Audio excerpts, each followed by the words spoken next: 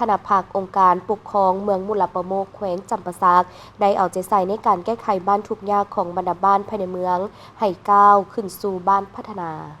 ท่านสมจันทร์ศรีจันแดงรองเลขาคณะบริหารงานภาคเมืองผู้ที่นำเวียกงานก่อสร้างหากฐานการเมืองในน้ำต่างหน้าคณะภาคองค์การปกครองเมืองมุลประโมกได้ให้สัมภาษณ์บางบรรทาในการแก้ไขความทุกข์ยากของบรรดาบ้านทุกข์ยากภายในเมืองโดยเฉพาะแม่นบ้านห้วยทรายซึ่งถือว่าเป็นบ้านหนึ่งที่ทุกข์ยากของเมือง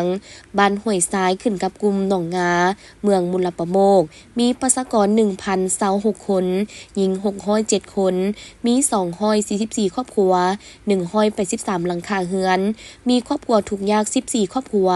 มีเนื้อที่ 14,320 เฮกตาร์เนื้อที่ป่าไม้ 5,320 เฮกตาร์เนื้อที่สวน 2,300 เฮกตาร์และมีเนื้อที่นา 6,700 เฮกตาร์อาชีพต้นตอของประชาชนแม่นทำการผลิตกสิกรรม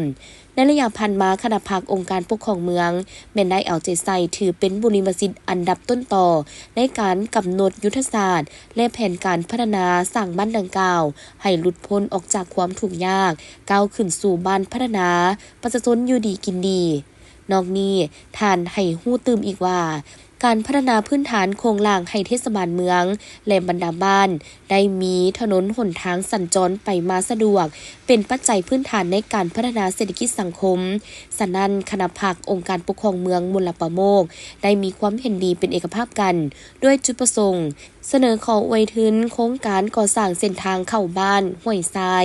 มาก่อสร้างซ่อมแปลงเส้นทางตาผ้าผังเมืองในจำนวน2เส้นมีความยาว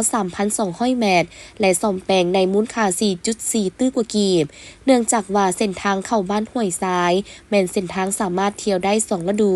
และเป็นเส้นทางยุทธศาสตร์ของกระทรวงป้องกันประเทศและได้รับการก่อสร้างสำเร็จห้อยส่วนห้อยส่วนเส้นทางตาผ้าผังเมืองในจำนวน4เส้นแม่นพบความยุ่งยากเปเพสุดโทรมฉะนั้นเพื่อเป็นการสืบต่อจัดตั้งปฏิบัติโครงการดังกล่าวให้ประสบผลสำเร็จในใส่ตอบสนองพื้นฐานโครงหลังด้านคมนาคมอำนวยความสะดวกในการสัญจรไปมาจราจรสินค้า